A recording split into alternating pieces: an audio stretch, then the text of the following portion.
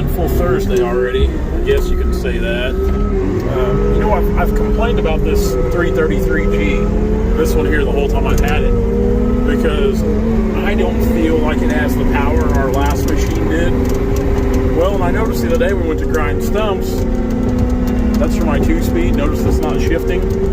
I went to shift into the high range, and it went to shift, and I thought, well, maybe it has something to do with this stump grinder being on here, you know.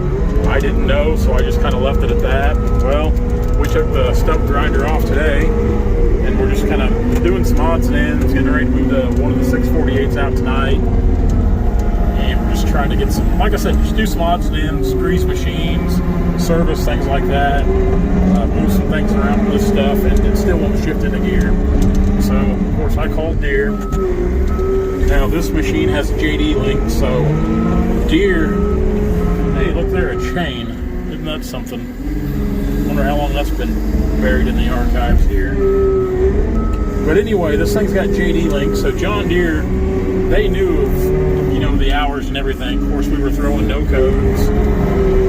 So the 29th of this month, this machine has to go into Deere to get looked at. And they're going to look at the pumps and the pressures, because a good friend of mine, he got his 333 a week before mine, and he's already got rid of it because he said him and his guys were complaining about it not having the power their last one did. He's went a different route with a different brand of machine, and I hate to do that, but it's definitely a possibility we might do, because you guys know we're pretty loyal John Deere people. But if the machine's not going to run like it's supposed to, you got to do something, because we buy these machines new, we pay big money for them, we expect them to perform as they should. So that's definitely not good, especially with the events we have coming up this weekend, which we will get to later in this video. But for now, we're going to sort these logs, kind of get this what's left of the 401k pile. We're down to about a 1k pile, no 40. We've liquidated it the last couple days. We've hauled, I think, 23 loads total off of it. This is the lowest it's been since we started it. We're kind of getting it eaten down in preparation for fall, our busy time coming up. Plus, the mill is needing a lot of logs, and that's kind of the joy of having this. When they need it, you're here, and you can accommodate their needs, and it kind of works out for everybody. So it's been a busy day of working on skidders. John and I have spent the majority of the day working on air conditioning systems. We put a new main line on one of the H's, bells, chokers, just kind of getting skidders ready to roll, preventative maintenance, stuff that need to be addressed, just things you don't want to let go too far before you actually tend to them, or you will have big problems, things like that. Anytime you've got a bunch of equipment, iron, you've always got problems, you've got things you got to take care of, and that's kind of what today was about. Right now, John is actually over here mowing. He's cleaning up the log yard. Of course, we got most of the logs hauled out off 401k earlier in the week, because this Saturday, we've got a thing going on. So sometime back, probably about a month ago, Lofness Forestry Mulching reached out to us about demoing some mulching heads. If you guys know about Lofness or what they do, they build the mulching heads similar to the Fecon, ASE. There's so many of those companies now that build those. I've seen the Lofness brand around. I've seen them before. I've seen their mulching heads on several different machines.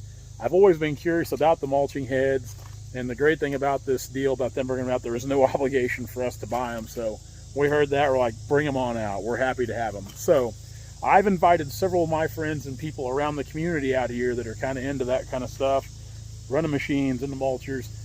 I've invited them out here to witness all this Saturday. So we're going to have several people out here at what we call the future home of the Turner Logging LLC headquarters over here, or the proving grounds as it's been dubbed here lately, because we've been testing out the Fecon Stump X. We've been running skid steers over here, just kind of playing around this little patch of brush and timber. Of course, we've been logging off of it, just cutting logs here and there. So Saturday, after we run these mulchers through here, this should look like a city park. We're really excited to see what these will do. So many people are curious about mulchers, forestry heads, what they'll do. So this is a good opportunity for people to come out here. We will have 3 machines on site Saturday. We'll have my 333G. My friend Travis Shakes bringing out his Takeuchi TL10, and Brock from Rock Hill Farms is bringing out his 325G John Deere. So it should be a lot of fun. Again, I've invited a lot of people around the community, a lot of my friends from the Missouri Logging Council, just people in forestry that or people into skid steers, stuff like that do clearing. There'll be a pretty good crowd here. So John's actually over here right now, kind of cleaning up the log yard, mowing, just kind of making things look good, because he'll be here as well, because he'll probably be in my machine a little bit running it. Drones will be here. We'll have our new drone in the air, getting different angles and footage. Should be a lot of fun. Should make a good Saturday. So that'll be a lot of fun. What's in there? I don't know. There's a rat nest we need out there. I was thinking the coil would be in here. There's our blower motor. Blower's there. Smell it? Got a mouse heel in Mouse there. pit. So our filter must be on the other side. Oh, is it good? Good. Yeah, good. That's mouse poop. Yeah, good. Good. Yeah. Pew. Yeah, we need shit we're gonna want to be on. The filter's gonna be inside, but we're gonna have to have this. Well, I think there's a filter on this side, isn't there? Isn't there a cabin filter over here? Is there not? Oh man. Looks a little dirty. I thought there was some kind of filter here. That doesn't, well.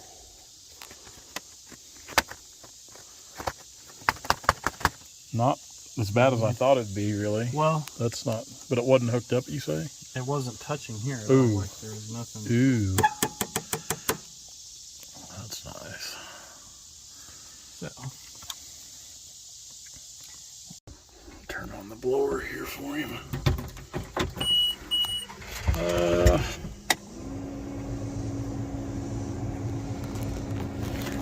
doesn't move very much air. That's on high. It just doesn't blow very hard in here. Not like it should.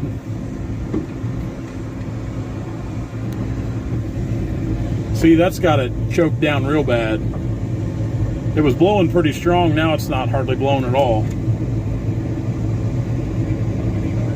No, it's not blowing hardly at all now. When it was out, it was blowing real good. Shut it off.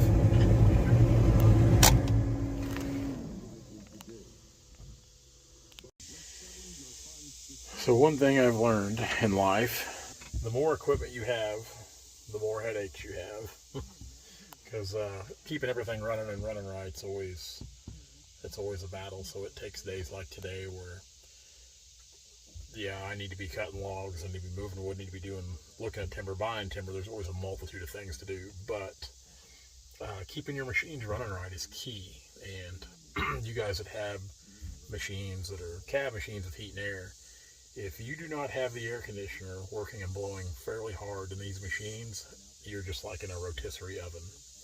Because when the sun comes through this glass, even on like a 50-degree day, if it's sunny, it'll bake you in here. So the first, zoom way in. Our first 648 here is not blowing like it should, and that's been the issue for a while. So that's what John's working on today.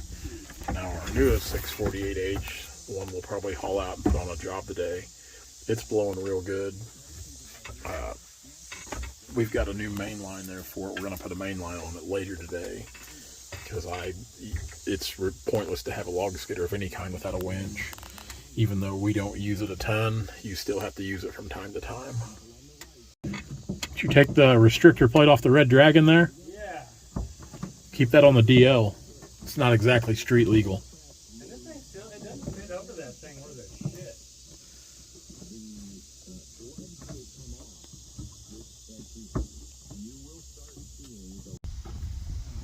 Is it ready to take flight?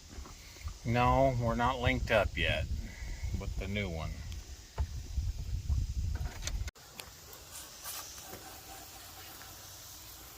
Knocking some dust off. Giving her a good hoozing.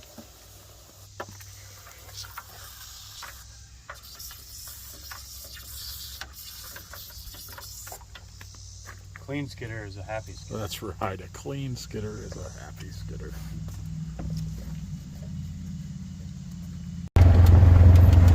The log yard's looking pretty bare. We've got just a little tad of walnut right here. She's got a little more walnut we need to get hauled in. I need to get some spray down on this chemical. Our Bermuda grass is starting to come up through this pretty well. And right over here, it's really coming up through it. All this has been graveled as well, but you can't hardly tell. So need to get some chemical on this, but again, I'd say everybody will park. People will be unloading machines over here Saturday. Of course, our other part of the log yard. We need to get some chemical on it as well. You guys noticed the 401k is almost dwindled down to nothing. We've got about 2 loads left to haul out, and I'd say they'll go next week. It's kind of what we like to see before fall gets here, because things are starting to get busy. We're waiting on Brandon right now. He should be getting here anytime in the lowboy. We're going to load up the 648H, well, one of the two anyway, and we're going to take it to a job up here around Collins, Missouri, job of White Oak. We'll start cutting on it Monday. We got John up here giving us the sign. So a lot of things going on, and we're still going to try to go squeeze in marking a track of timber still yet this evening. All right, Brandon has arrived. We'll go down here, get the H fired up. Look out, Buster. We'll get the H fired up. We'll get it loaded up on here.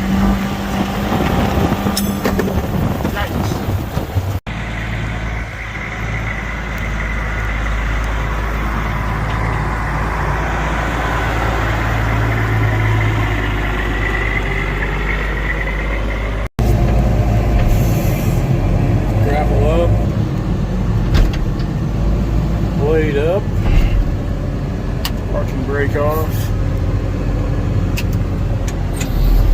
ready to rock.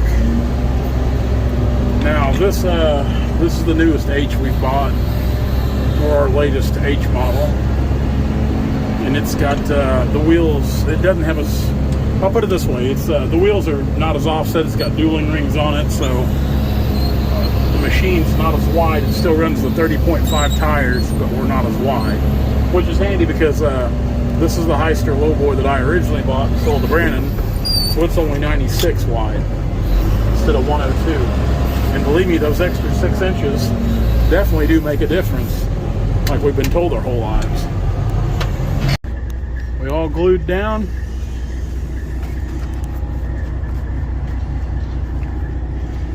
All right, let's go.